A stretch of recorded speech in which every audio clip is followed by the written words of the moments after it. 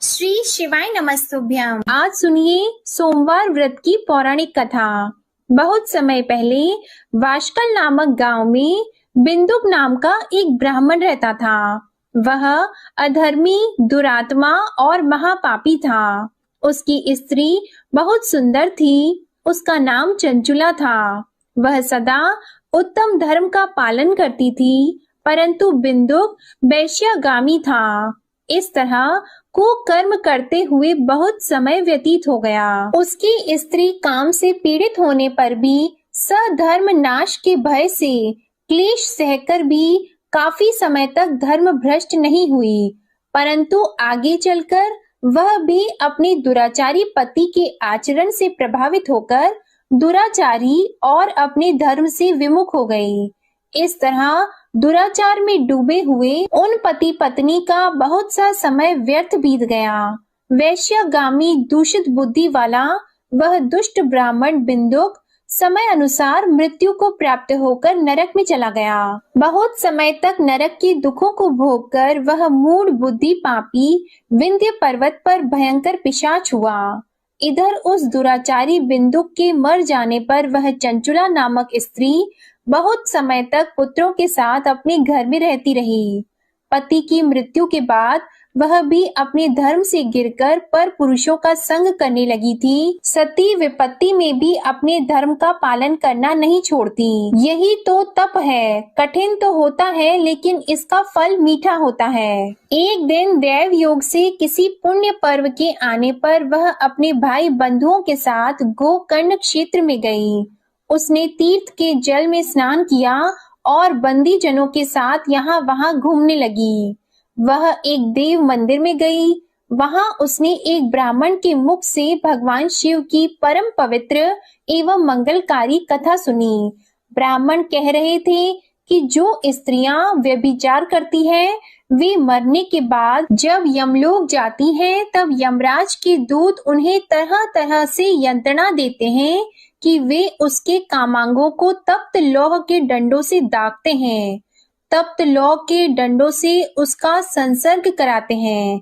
ये सारे दंड इतनी वेदना देने वाले होते हैं कि जीव पुकार पुकार कर कहता है कि अब वह ऐसा नहीं करेगा, लेकिन यमदूत उसे छोड़ते नहीं हैं। कर्मों का फल तो सभी को भोगना पड़ता है। देव, ऋषि, मनुष्य सभी इससे बंधे हुए हैं। ब्राह्मण के मुख से ये वैराग्य बढ़ाने वाली कथा को सुनकर चंचुला भय से व्याकुल हो गई। कथा समाप्त होने पर सभी लोग वहां से चले गए। तब कथा बांचने वाले ब्राह्मण देवता से चंचुला ने कहा, हे ब्राह्मण, धर्म को न जानने के कारण मेरे द्वारा बहुत बड़ा दुराचार हुआ है। स्वामी, मेरे ऊपर कृपा कर मेरा उद्धार कीजिए। आपके प्रवचन को सुनकर मुझे इस संसार से वैराग्य हो गया है। मुझ मूढ़ चित्त वाली पापिनी को धिक्कार है। मैं निंदा के योग्य हूँ। मैं बुरे विषयों में फंसकर अपने धर्म से विमुख हो गई थी। कौन मुझ जैसी को मार्ग में मन लगाने वाली पापिनी का साथ देगा? जब यमदूत मेरे गले में फंदा डालकर मुझे बांध कर ले जाएंगे और नरक में मेरे शरीर के टुकड़े करेंगे, तब मैं कैसे उन महायातनाओं को सहन कर पाऊंगी? मैं सब प्रकार से नष्ट हो गई हूँ, क्योंकि अभी तक मैं हर तरह से पाप में डूबी रही हूँ। हे ब्राह्मण, आप मेरे गुरु हैं, आप ही मेरे माता पिता हैं। मैं आपके शरण में आई हूँ। मुझ अबला का अब आप उद्धार कीजिए। इस प्रकार विलाप करती हुई चंचुला ब्राह्मण देवता के चरणों में गिर पड़ी। तब ब्राह्मण ने उसे कृपा पूर्वक उठाया और इस प्रकार कहा, नारी, तुम सौभाग्यशाली हो, जो भगवान शंकर की कृपा से तुमने वैराग्यपूर्ण ये कथा सुनी है और कथा को सुनकर समय से अपनी गलती का एहसास कर लिया है। तुम डरो मत और भगवान शिव की शरण में जाओ। उनकी परम कृपा से तुम्हारे सभी पाप नष्ट हो जाएंगे। मैं तुम्हें भगवान शिव की कथा सहित वह मार्ग बताऊंगा जिसके द्वारा तुम्हें सुख देने वाली उत्तम गति प्राप्त होगी। शिव कथा सुनने से तुम्हारी बुद्धि शुद्ध हो गई है और तुम्हें पश्चाताप हुआ है तथा मन में वैराग्य उत्पन्न हुआ है। पश्चाताप ही पाप करने वाले पापियों के लिए सबसे बड़ा प्रायश्चित है। जो मनुष्य अपने कुकर्म के लिए प्रायश्चित नहीं करता वह उत्तम गति प्राप्त नहीं करता, परंतु जिसे अपने कुकृत्य पर हार्दिक पश्चाताप होता है वह अवश्य ही उत्तम गति का भागीदार होता है, इसमें कोई शक नहीं है। शुद्ध चित्त में ही भगवान शिव और माता पार्वती का वास होता है। वह शुद्ध आत्मा पुरुष सदा शिव के पद को प्राप्त होता है। इस कथा का श्रवण सभी मनुष्यों के लिए कल्याणकारी है, अतः इसकी आराधना और सेवा करनी चाहिए। हे ब्राह्मण पत्नी, तुम अन्य विषयों से अपने मन को हटाकर भगवान शंकर की इस परम पावन कथा को सुनो। इससे तुम्हारे चित्त की शुद्धि होगी और तुम्हें मोक्ष की प्राप्ति होगी। जो मनुष्य निर्मल हृदय से भगवान शिव के चरणों का चिंतन करता है उसकी एक ही जन्म में मुक्ति हो जाती है। यह कहकर वे ब्राह्मण चुप हो गए। उनका हृदय करुणा से भर गया। वे ध्यान में मग्न हो गए। ब्राह्मण का यह उपदेश सुनकर चंचुला के नेत्रों में आनंद के आंसू छलक आए। वह हर्ष भरे हृदय से ब्राह्मण देवता के चरणों में गिर गई और हाथ जोड़कर बोली कि मैं कृतार्थ हो गई। हे ब्राह्मण, शिव भक्तों में श्रेष्ठ स्वामिन, आप धन्य हैं। आप परमार्थदर्शी हैं और सदा परोपकार में लगे रहते हैं। साधो, मैं नरक के समुद्र में गिर रही हूँ, कृपा करके मेरा उद्धार कीजिए। जिस पौराणिक और अमृत के समान कथा की बात आपने की है उसे सुनकर ही मेरे मन में वैराग्य उत्पन्न हुआ। उस अमृतमयी कथा को सुनने के लिए मेरे मन में बड़ी श्रद्धा हो रही है। कृपया आप मुझे उसे सुनाइए। कथा सुनने की इच्छा मन में लिए हुए चंचुला उन ब्राह्मण देवता की सेवा में वहीं रहने लगी। उस गोकर्ण नामक महाक्षेत्र में उन ब्राह्मण देवता के मुख से चंचुला भगवान शिव की भक्ति, ज्ञान और वैराग्य बढ़ाने वाले और मुक्ति देने वाली परम उत्तम कथा सुनकर कृतार्थ हुई। उसका चित्त शुद्ध हो गया। वह अपने हृदय में शिव के सगुण रूप का चिंतन करने लगी। वह सदैव शिव सच्चिदानंदमय स्वरूप का स्मरण करती थी। इसके बाद अपना समय पूर्ण होने पर चंचुला ने बिना किसी कष्ट के अपना शरीर त्याग दिया। उसे लेने के लिए एक दिव्य विमान वहां पहुंचा। ये विमान शोभा साधनों से सजा था और शिव गणों से सुशोभित था। चंचुला विमान से शिवपुरी पहुंची। उसके सारे पाप धुल गए। वह दिव्य रूप धारिणी दिव्यांगना हो गई थी। वह गौरांगी देवी मस्तक पर अर्धचंद्र का मुकुट और अन्य दिव्य आभूषण पहने शिवपुरी में पहुंची। वहां उसने सनातन देवता त्रिनेत्रधारी महादेव शिव को देखा। सभी देवता उनकी सेवा में भक्ति भाव से उपस्थित थे। उनकी अंग कांति करोड़ों सूर्यों के समान प्रकाशित हो रही थी। 5 मुख और हर मुख में 3-3 नेत्र थे। मस्तक पर अर्धचंद्र आकार मुकुट शोभायमान हो रहा था। कंठ में नील चिन्ह, उनके साथ में देवी गौरी विराजमान थी जो विद्युत पुंज के समान प्रकाशित हो रही थी। महादेव जी की कांति कपूर के समान गौर थी। उनके शरीर पर श्वेत वस्त्र थे तथा शरीर श्वेत भस्म से युक्त था। इस प्रकार भगवान शिव के परम उज्जवल रूप के दर्शन कर चंचुला बहुत प्रसन्न हुई। उसने भगवान को बारंबार प्रणाम किया और हाथ जोड़कर प्रेम, आनंद और संतोष से युक्त होकर विनीत भाव से खड़ी हो गई। उसके नेत्रों से आनंद के आंसुओं की धारा बहने लगी। भगवान शंकर और भगवती गौरी उमा ने करुणा के साथ सौम्य दृष्टि से देखकर चंचुला को अपने पास बुलाया। गौरी उमा ने उसे प्रेम पूर्वक अपनी सखी बना लिया। चंचुला सुख पूर्वक भगवान शिव के धाम में उमा देवी की सखी के रूप में निवास करने लगी। एक दिन चंचुला आनंद में मग्न उमा देवी के पास गई और दोनों हाथ जोड़कर उनकी इस स्तुति को करने लगी। हे गिरिराज नंदिनी, स्कंद माता उमा, आप सभी मनुष्यों एवं देवताओं द्वारा पूजित तथा समस्त सुखों को देने वाली हैं। आप शंभु प्रिया हैं, आप ही सगुणा और निर्गुणा हैं। हे सच्चिदानंद स्वरूपा, आप ही प्रकृति की पोषक हैं। हे माता, आप ही संसार की सृष्टि पालन और संहार करने वाली हैं। इस प्रकार सद्गति प्राप्त चंचुला देवी की स्तुति कर शांत हो गई। उसकी आंखों में प्रेम के आंसू उमड़ आए। तब शंकर प्रिया भक्त वत्सला उमा देवी ने बड़े प्रेम से चंचुला को चुप कराते हुए कहा कि सखी चंचुला, मैं तुम्हारी इस स्तुति से प्रसन्न हूँ। बोलो, क्या वर मांगती हो? तब चंचुला बोली, हे गिरिराज कुमारी, मेरे पति बिंदुक इस समय कहाँ हैं? उनकी स्थिति कैसी है, मुझे बताइए और कुछ उपाय कीजिए ताकि हम फिर से मिल सकें। हे महादेवी, मेरे पति एक शूद्र जाति वैश्या के प्रति आसक्त थे और पाप में ही डूबे रहते थे। गिरिजा बोली, बेटी, तुम्हारा पति बिंदुक पापी था। उसका अंत बड़ा भयानक हुआ। वैश्या का उपभोग करने के कारण वह मूर्ख नरक में अनेक वर्षों तक अनेक प्रकार के दुख भोगकर अब शेष पाप को भोगने के लिए विंध्य पर्वत पर पिशाच की योनि में रह रहा है और वह दुष्ट वहीं वायु पीकर रहता है और सब प्रकार के कष्ट सहता है। गौरी देवी की ये बात सुनकर चंचुला अत्यंत दुखी हो गई। फिर मन को किसी तरह स्थिर करती हुई दुखी हृदय से माँ गौरी से उसने एक बार फिर पूछा, हे महादेवी, मुझ पर कृपा कीजिए और मेरे पापी पति का अब उद्धार कीजिए। कृपा करके मुझे वह उपाय बताइए जिससे मेरे पति को उत्तम गति प्राप्त हो सके। गौरी देवी ने कहा, यदि तुम्हारा पति भगवान शिव की पुण्यमय उत्तम कथा सुने तो वह इस दुर्गति को पार करके उत्तम गति का भागी हो सकता है। अमृत के समान मधुर गौरी देवी के ये वचन सुनकर चंचुला ने दोनों हाथ जोड़कर मस्तक झुकाकर उन्हें बार बार प्रणाम किया और प्रार्थना की कि मेरे पति को भगवान शिव की कथा सुनाने की व्यवस्था कीजिए।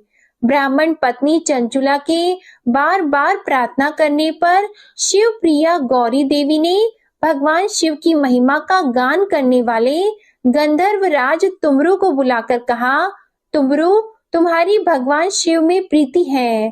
तुम मेरे मन की सभी बातें जानकर मेरे कार्यों को सिद्ध करते हो तो मेरी इस सखी के साथ विंध्य पर्वत पर जाओ। वहां एक महाघोर और भयंकर पिशाच रहता है। पूर्व जन्म में वह पिशाच बिंदुक नामक ब्राह्मण मेरी इस सखी चंचुला का पति था। वह वैश्यागामी हो गया था। वह स्नान संध्या आदि नित्य कर्म छोड़कर अपवित्र रहने लगा। क्रोध के कारण उसकी बुद्धि भ्रष्ट हो गई थी। दुर्जनों से उसकी मित्रता तथा सज्जनों से द्वेष बढ़ गया था। वह अस्त्र शस्त्र से हिंसा करता, लोगों को सताता और उनके घरों में आग लगा देता था। चांडालों से दोस्ती करता और वह रोज वैश्या के पास जाता था। पत्नी को त्याग कर दुष्ट लोगों से दोस्ती कर उन्हीं के संपर्क में रहता था। वह मृत्यु तक दुराचार में फंसा रहा। मृत्यु के बाद उसे पापियों के भोग स्थान यमपुरी में ले गए। वहां घोर नरकों को सहकर इस समय वह विंध्य पर्वत पर पिशाच बनकर रह रहा है और पापों का फल भोग रहा है। तुम उसके सामने परम पुण्यमयी पापों का नाश करने वाली भगवान शिव की दिव्य कथा का प्रवचन करो। इस कथा के सुनने से उसका हृदय सभी पापों से मुक्त होकर शुद्ध हो जाएगा और वह प्रेत योनि से मुक्त हो जाएगा। दुर्गति मुक्त होने पर उस बिंदुक नामक पिशाच को तुम विमान पर बिठाकर भगवान शिव के पास ले आना। माँ उमा का आदेश पाकर गंधर्व राज तुमरु प्रसन्नता पूर्वक अपने भाग्य की सराहना करते हुए चंचुला को साथ लेकर विमान से पिशाच के निवास स्थान विंध्य पर्वत पर गया। वहां पहुंचकर उसने विशाल आकृति वाले पिशाच को देखा। उसका शरीर विशाल था, उसकी ठोड़ी बड़ी थी। वह कभी हंसता, कभी रोता, कभी उछलता था। महाबली तुमरु ने बिंदुक नामक पिशाच को पाशों से बांध लिया। उसके पश्चात तुमरु ने कथा बांचने के लिए स्थान तलाश कर मंडप की रचना की। शीघ्र ही इस बात का पता लोगों को चल गया कि एक पिशाच के उद्धार हेतु देवी पार्वती की आज्ञा से तुमरू भगवान शिव की कथा सुनाने विंध्य पर्वत पर आया है। उस कथा को सुनने के लोभ से बहुत से देवर्षि वहां पहुंच गए। सभी को आदर पूर्वक स्थान दिया गया। पिशाच बिंदुक को पाशों में बांधकर आसन पर बिठाया गया और तब तुमरू ने परम उत्तम भगवान शिव की अमृत कथा का गान शुरू किया, जिससे सभी श्रोता कृतार्थ हो गए। परम पुण्यमयी कथा को सुनकर पिशाच सभी पापों से मुक्त हो गया और उसने पिशाच शरीर का त्याग कर दिया। शीघ्र ही उसका रूप दिव्य हो गया। उसका शरीर गौर वर्ण का हो गया। शरीर पर श्वेत वस्त्र एवं पुरुषों के आभूषण आ गए। इस प्रकार दिव्य देहधारी होकर बिंदुक अपनी पत्नी चंचुला के साथ स्वयं भी भगवान शिव का गुणगान करने लगा। उसे दिव्य रूप में देखकर सभी को बहुत आश्चर्य हुआ। उसका मन परम आनंद से परिपूर्ण हो गया। सभी भगवान महेश्वर के अद्भुत चरित्र को सुनकर कृतार्थ होकर उनका यशोगान करते हुए अपने अपने धाम को चले गए। बिंदुक अपनी पत्नी चंचुला के साथ विमान में बैठकर शिवपुरी की ओर चल दिया। महेश्वर के गुणों का गान करता हुआ बिंदुक अपनी पत्नी चंचुला और तुमरू के साथ शीघ्र ही शिव धाम पहुंच गया। भगवान शिव देवी पार्वती ने उसे अपना पार्षद बना लिया। दोनों पति पत्नी सुखपूर्वक भगवान महेश्वर एवं देवी गौरी के श्री चरणों में अविचल निवास पाकर धन्य हो गए। बोलिए उमा महेश्वर भगवान की जय। अब सुनिए भगवान शंकर की दूसरी कथा। एक धनवान साहूकार था, जिसके घर किसी प्रकार की कोई कमी नहीं थी, परंतु उसको एक दुख था। उसका कोई पुत्र नहीं था। वह इसी चिंता में दिन और रात रहता था और वह पुत्र की कामना से हर सोमवार को शिवजी का व्रत और पूजन किया करता था। सायंकाल को मंदिर में जाकर शिवजी का दीपक जलाता था। उसके भक्ति भाव को देखकर एक समय श्री पार्वती जी ने भगवान शिवजी महाराज से कहा कि वह साहूकार आपका अनंत भक्त है और सदैव आपका व्रत और पूजन बड़ी श्रद्धा से करता है। इसकी मनोकामना आप पूर्ण कीजिए। तब भगवान शिव ने कहा कि हे पार्वती, यह संसार कर्म क्षेत्र है। जैसी किसान खेत में जैसा बीज बोता है वैसा ही फल काटता है, उसी तरह से इस संसार में जैसा कर्म करते हैं वैसा ही फल मिलता है। तब माता पार्वती ने अत्यंत आग्रह से कहा कि महाराज, जब यह आपका भक्त है और इससे किसी प्रकार का दुख है तो उसको अवश्य दूर करना चाहिए, क्योंकि आप सदैव अपने भक्तों पर दयालु हैं और उनके दुखों को दूर करते हैं। यदि आप ऐसा नहीं करेंगे तो मनुष्य आपकी सेवा व्रत क्यों करेंगे? माता पार्वती जी के आग्रह को देखकर भगवान भोलेनाथ कहने लगे कि हे पार्वती, इसके कोई पुत्र नहीं है, इसी चिंता से यह दुखी रहता है। इसके भाग्य में पुत्र न होने पर भी इसके पुत्र की प्राप्ति का मैं वर देता हूँ, परंतु वह पुत्र केवल 12 वर्ष तक जीवित रहेगा। इसके पश्चात वह मृत्यु को प्राप्त हो जाएगा। इससे अधिक मैं और कुछ इसके लिए नहीं कर सकता हूँ। यह सब बातें वह साहूकार सुन रहा था। इससे उसको न कुछ प्रसन्नता हुई और न ही उसे कुछ कष्ट हुआ। वह पहले जैसे ही भगवान शिव का व्रत और पूजन करता रहा।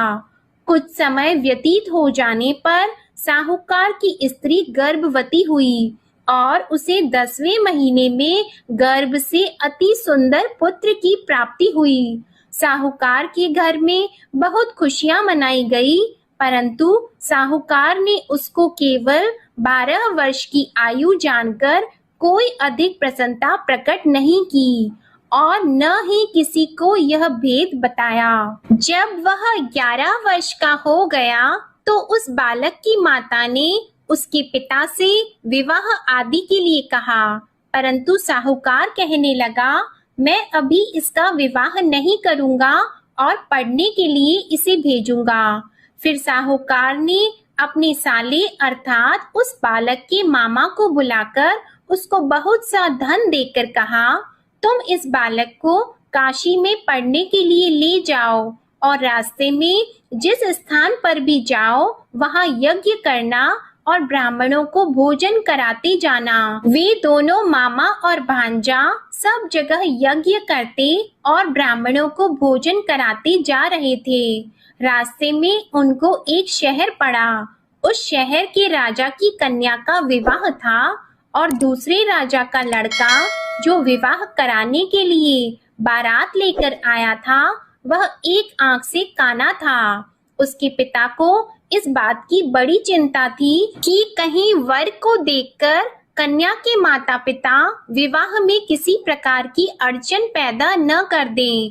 इस कारण जब उसने अति सुंदर सेठ के लड़के को देखा तो उसने मन में विचार किया कि क्यों न दरवाजे के समय इस लड़के से वर का काम चलाया जाए। ऐसा विचार करके वर के पिता ने उस लड़के और मामा से बात की तो वे दोनों राजी हो गए।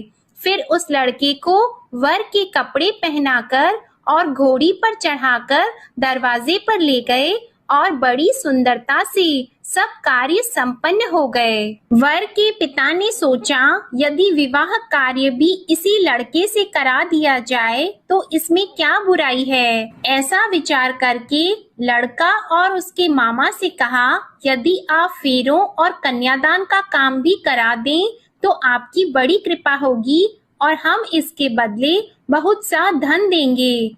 उन्होंने भी स्वीकार कर लिया और विवाह कार्य भी बहुत कुछ अच्छी तरह से हो गया। परंतु जिस समय लड़का जाने लगा तो उसने राजकुमारी की चुन्नी के पल्ले पर लिख दिया कि तेरा विवाह मेरे साथ हुआ है, परंतु जिस राजकुमार के साथ तुमको भेजेंगे वह एक आंख से काना है। मैं तो काशी जी पढ़ने जा रहा हूँ। उस राजकुमारी ने जब अपनी चुन्नी पर ऐसा लिखा हुआ देखा तो उसने राजकुमार के साथ जाने से मना कर दिया और कहा कि ये मेरा पति नहीं है, मेरा विवाह इसके साथ नहीं हुआ, वह तो काशी जी पढ़ने गया है। राजकुमारी के माता पिता ने अपनी कन्या को विदा नहीं किया और बारात वापस चली गई। उधर वह सेठ का लड़का और उसका मामा काशी जी पहुंच गए। वहां जाकर उन्होंने यज्ञ करना और लड़के ने पढ़ना शुरू कर दिया। जब लड़के की आयु 12 साल की हो गई तब एक दिन उन्होंने यज्ञ रचा रखा था कि लड़के ने अपने मामा से कहा कि आज तो मेरी तबीयत ठीक नहीं है। मामा ने कहा अंदर जाकर सो जाओ। जब लड़का अंदर जाकर सो गया और थोड़ी देर में उसके प्राण निकल गए। जब उसके मामा ने आकर देखा कि वह तो मुर्दा पड़ा है तो उनको बहुत दुख हुआ और उन्होंने सोचा कि मैं अभी रोना पीटना मचा दूंगा तो यज्ञ का कार्य अधूरा रह जाएगा। अतः उन्होंने जल्दी से यज्ञ का कार्य समाप्त करके ब्राह्मणों के जाने के बाद रोना पीटना आरंभ कर दिया। संयोगवश उसी समय शिवजी और पार्वती जी उधर से जा रहे थे। पार्वती जी कहने लगी, हे महादेव, कोई दुखियारा रो रहा है, इसके कष्टों को आप दूर करो। तब भगवान शिव बोले, इसकी आयु इतनी ही थी सो ये भोग चुका है। माता पार्वती ने कहा कि महाराज कृपा करके इस बालक को और आयु दे दो, नहीं तो इसके माता पिता तड़प तड़प कर मर जाएंगे। पार्वती जी के इस प्रकार बार बार आग्रह करने पर भगवान शिव जी ने उसे जीवन दान दे दिया और शिव जी की कृपा से लड़का जीवित हो गया। शिव जी और पार्वती जी कैलाश पर्वत पर चले गए। तब इस प्रकार यज्ञ करते हुए लड़का और उसके मामा अपने घर की ओर चल पड़े। रास्ते में उसी शहर में गए जहां उसका विवाह हुआ था और जहां पर आकर यज्ञ किया तो लड़के के ससुर ने उसे पहचान लिया और अपने घर महल में जाकर बड़ी खातिर के साथ बहुत दास दासियों के सहित आदर पूर्वक लड़की और जमाई को विदा किया। जब वह अपने शहर के निकट आए तो मामा ने कहा, मैं पहले तुम्हारे घर जाकर सबको खबर करता हूँ। उस समय लड़के के माता पिता अपने घर की छत पर बैठे हुए थे और उन्होंने यह प्रण कर रखा था कि यदि हमारा पुत्र सकुशल घर आएगा तो राजी खुशी नीचे उतरकर आ जाएंगे, नहीं तो छत से गिरकर अपने प्राण खो देंगे। इतने में उस लड़के के मामा ने जाकर यह समाचार दिया कि आपका पुत्र आ गया है, परंतु उनको विश्वास नहीं हुआ। तब उसके मामा ने शपथ पूर्वक कहा कि आपका पुत्र अपनी स्त्री के साथ बहुत सारा धन लेकर आया है। तो सेठ ने आनंद के साथ उसका स्वागत किया और बड़ी प्रसन्नता से रहने लगे। इस प्रकार जो भी व्यक्ति सोमवार का व्रत करता है अथवा इस कथा को पढ़ता है या सुनता है, भगवान भोलेनाथ उसके सभी दुखों को दूर करके उसकी समस्त मनोकामनाओं को पूर्ण करते हैं। बड़ी ही श्रद्धा और भक्ति के साथ अब आप सुनिए सोमवार की दूसरी कथा।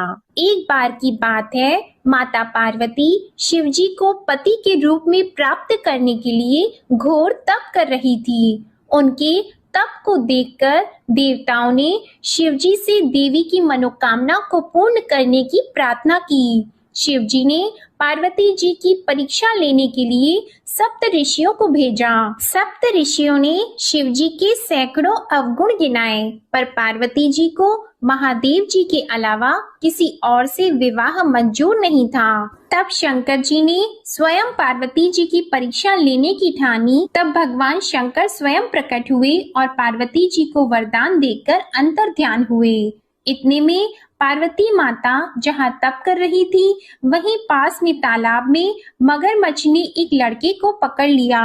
लड़का जान बचाने के लिए चिल्लाने लगा। तब पार्वती जी से उस बच्चे की चीख सुनी नहीं गई। द्रवित हृदय होकर वे तालाब पर पहुंची। वहां देखा कि मगरमच्छ लड़के को तालाब के अंदर खींचकर ले जा रहा है। लड़के ने देवी को देखकर कहा कि मेरी माता पिता और भाई बंधु कोई नहीं है, आप मेरी रक्षा करें।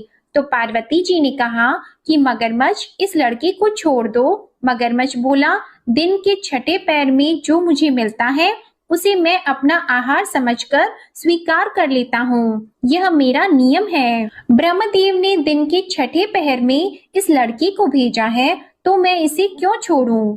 पार्वती जी ने विनती की कि तुम इसे छोड़ दो, बदले में तुम्हें जो चाहिए वह मुझसे कहो। तो मगरमच्छ बोला, एक ही शर्त पर मैं इसे छोड़ूंगा। आपने तप करके महादेव जी से जो वरदान लिया है, यदि उस तप का फल मुझे दे दो तो मैं इसे छोड़ दूंगा। पार्वती जी तुरंत तैयार हो गईं। उन्होंने कहा, मैं अपने तप का फल तुम्हें देने को तैयार हूँ, लेकिन तुम इस बालक को छोड़ दो। मगरमच्छ ने समझाया, सोच लो देवी, जोश में आकर संकल्प मत करो। हजारों वर्षों तक जैसा तप किया है वैसा देवताओं के लिए भी संभव नहीं है। उसका सारा फल इस बालक के प्राणों के बदले चला जाएगा। पार्वती जी ने कहा, मेरा निश्चय पक्का है, मैं तुम्हें अपने तप का फल देती हूँ, तुम इसको जीवन दे दो। मगरमच्छ ने पार्वती जी से तप दान करने का संकल्प करवाया। तप का दान होते ही मगरमच्छ का देह तेजी से चमकने लगा और वह बोला, हे पार्वती, ये देखो, तप के प्रभाव से मैं तेजस्वी बन गया हूँ। तुमने जीवन भर की पूंजी एक बच्चे के लिए व्यर्थ कर दी। चाहे तो अपनी भूल सुधारने का एक मौका और दे सकता हूँ। तब पार्वती जी ने कहा, हे ग्राह, तब तो मैं पुनः कर सकती हूँ, किंतु यदि तुम इस लड़के को निगल जाते तो इसका जीवन वापस नहीं मिल सकता था। देखते ही देखते वह लड़का अदृश्य हो गया और मगरमच्छ भी लुप्त हो गया। पार्वती जी ने विचार किया, मैंने तप तो दान कर दिया है, अब पुनः से तप आरंभ करूंगी। पार्वती जी ने फिर से तप करने का संकल्प किया। भगवान सदाशिव फिर से प्रकट होकर बोले, हे पार्वती, भला अब क्यों तप कर रही हो? तब पार्वती जी ने कहा, प्रभु, मैंने अपने तप का फल दान कर दिया है। आपको पति रूप में पाने के संकल्प के लिए मैं फिर से वैसा ही घोर तप करके आपको प्रसन्न करूंगी। तो महादेव जी बोले, मगरमच्छ और लड़के दोनों रूपों में मैं ही था। तुम्हारा चित्त प्राणी मात्र में अपने सुख दुख का अनुभव करता है या नहीं, इसकी परीक्षा लेने के लिए मैंने ही यह लीला रची थी। अनेक रूपों में दिखने वाला मैं एक ही हूँ। मैं अनेक शरीरों से अलग निर्विकार हूँ। तुमने अपना तप मुझे ही दिया है, इसलिए अब और तप करने की कोई आवश्यकता नहीं है। देवी ने महादेव जी को प्रणाम कर प्रसन्न मन से विदा किया। प्रेम से बोलिए भगवान शंकर और माता पार्वती की जय।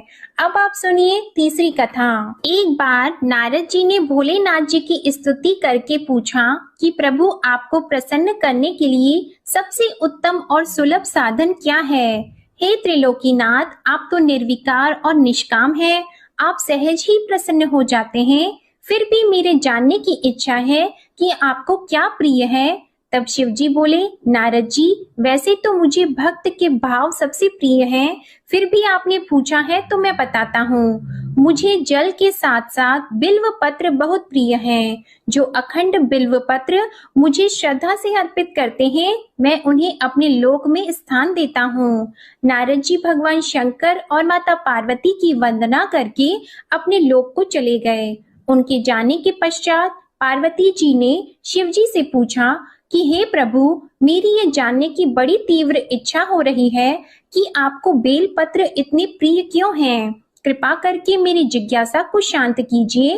तब शिव जी बोले, हे शिवे, बिल्व के पत्ते मेरी जटा के समान हैं। उसका त्रिपत्र यानी 3 पत्ते ऋग्वेद, यजुर्वेद और सामवेद हैं। शाखाएं समस्त शास्त्र का स्वरूप है।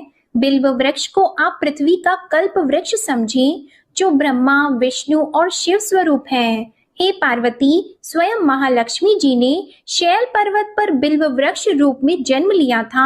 इस कारण भी बेल का वृक्ष मेरे लिए अति प्रिय है। महालक्ष्मी जी ने बिल्व का रूप धरा। ये सुनकर पार्वती जी कौतूहल में पड़ गईं और पार्वती जी कौतूहल से उपजी जिज्ञासा को रोक न पाईं। उन्होंने पूछा, देवी लक्ष्मी ने आखिर बिल्व वृक्ष का रूप क्यों लिया? आप ये कथा विस्तार से कहें। तब भोलेनाथ ने देवी पार्वती जी को कथा सुनाना आरंभ किया। हे देवी, सतयुग में ज्योति रूप में मेरे अंश का रामेश्वर लिंग था।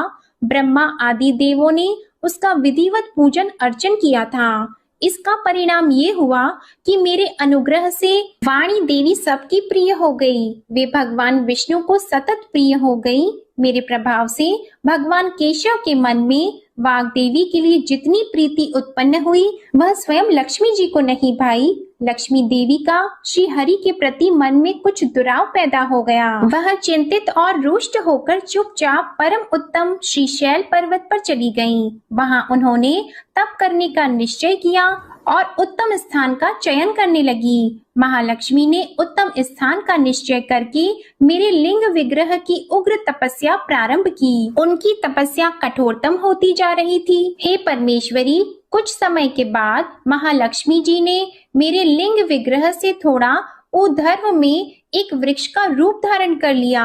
अपने पत्तों और पुष्प द्वारा निरंतर मेरा पूजन करने लगी। इस तरह महालक्ष्मी जी ने लाखों वर्षों तक घोर आराधना की। अंततः उन्हें मेरा अनुग्रह प्राप्त हुआ। मैं वहां प्रकट हुआ और देवी से इस घोर तप की आकांक्षा पूछकर वर देने को तैयार हुआ।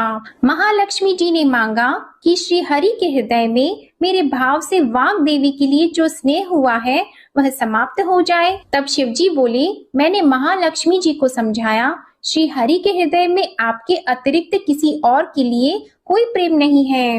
वाग देवी के प्रति उनका प्रेम नहीं अपितु श्रद्धा है। यह सुनकर लक्ष्मी जी प्रसन्न हो गईं और पुनः श्री विष्णु के हृदय में स्थित होकर निरंतर उनके साथ विहार करने लगी। हे पार्वती, महालक्ष्मी के हृदय का एक बड़ा विकार इस प्रकार दूर हो गया।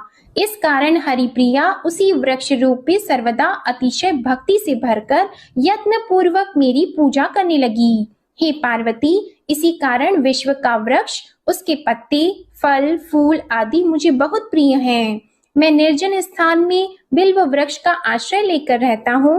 बेल वृक्ष को सदा सर्व तीर्थ में एवं सर्व देवमय मानना चाहिए। बिल्व पत्र, बिल्व फूल, बिल्व वृक्ष अथवा बिल्व काष्ठ के चंदन से जो मेरा पूजन करता है वह भक्त मेरा अति प्रिय है। बिल्व वृक्ष को शिव के समान ही समझो। वह मेरा शरीर है जो बिल्व पर चंदन से मेरा नाम अंकित करके मुझे अर्पण करता है।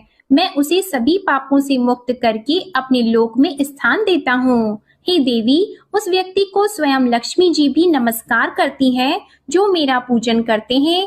जो बिल्व मूल में प्राण छोड़ता है उसको रुद्र देह प्राप्त होता है और ऐसे मनुष्य पर सदैव ही माता लक्ष्मी की कृपा रहती है और साथ ही साथ भगवान नारायण की कृपा भी उन पर सदैव बनी रहती है। प्रेम से बोलिए भगवान शिव और माता पार्वती की जय। अब सुनिए गणेश भगवान की कथा। एक साहूकार था, उसके घर रोज एक ब्राह्मणी रोटी लेने के लिए घर आती थी।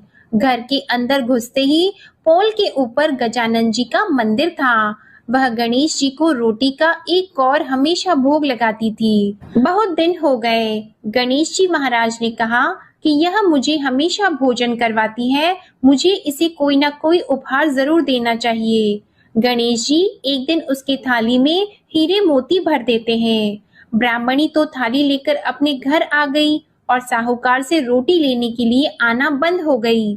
साहूकारिनी ने उसे बुलावा भेजा कि बाई, रोटी लेने के लिए क्यों नहीं आती हो। ब्राह्मणी ने कहा कि मुझ पर गणेश जी प्रसन्न हो गए, बहुत वर्ष तक रोटी लेने के लिए आ गई लेकिन अब नहीं आऊंगी। साहूकारनी मन में बहुत नाराज हुई और गणेश जी से कहा कि आप ब्राह्मणी के ऊपर प्रसन्न हुए परंतु मुझ पर प्रसन्न नहीं हुए। तब गणेश जी की मूर्ति हटाकर उसने बाहर फेंक दी। इधर सेठ जी की दुकान में धंधा पानी बंद हो गए। एक दिन सेठ जी की नजर पोल के मंदिर पर गई तो सेठानी जी को पूछा कि गणेश जी कहाँ गए। तो साहूकारनी ने कहा कि ऐसे गणेश जी का क्या करें जो ब्राह्मणी पर तो प्रसन्न हो गए लेकिन हमारे ऊपर प्रसन्न नहीं हुए। इस कारण मैंने तो गणेश जी को हटाकर फेंक दिया है। तब सेठ जी ने कहा कि यह तुमने क्या किया, मेरा तो व्यापार और धंधा चलना बंद हो गया है। गणेश जी तुमने कहाँ फेंके हैं, जल्दी बताओ, मैं उन्हें वापस लेकर आता हूँ।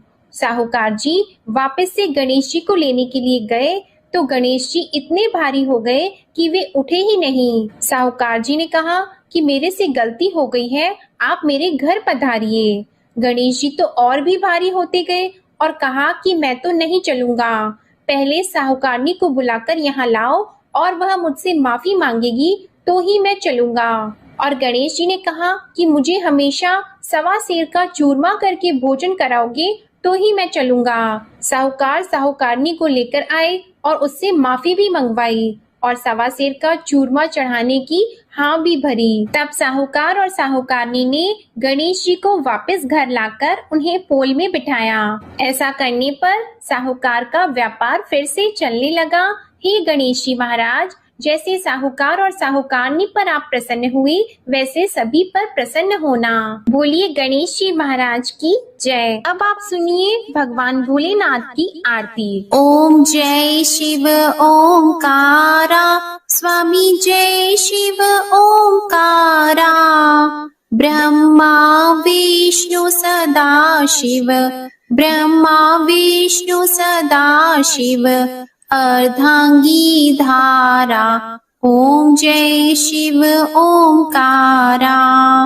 एकानन चतुरानन पंचानन राजी, स्वामी पंचानन राजी।